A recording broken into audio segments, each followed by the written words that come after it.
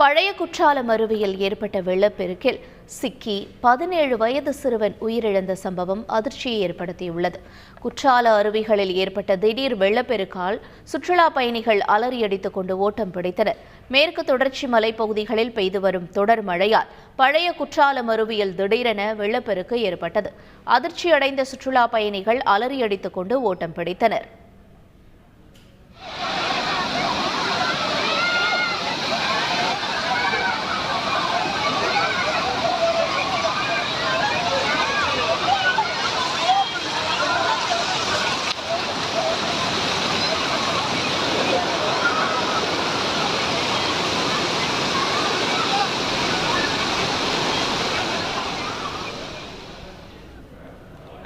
எனினும் வெள்ளத்தில் 5 சுற்றுலா பயணிகள் சிக்கி இழுத்து செல்லப்பட்டனர்.